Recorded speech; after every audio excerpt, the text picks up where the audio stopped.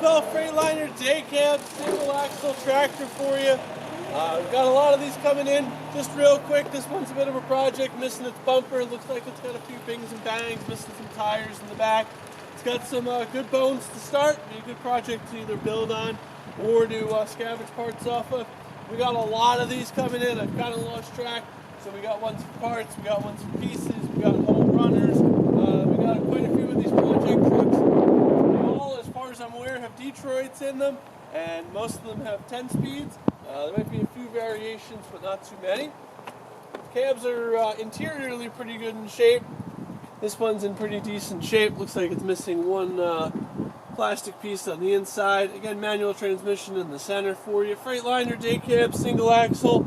Give us a call at Art the Trovy inside and stop by our website, trovy.com. Check out all that we got coming in for you. There's plenty to see, plenty to do. Trucks, forklifts, loaders. We got a lot of stuff going on here, so come on by and visit us, and we look forward to seeing you on down the road.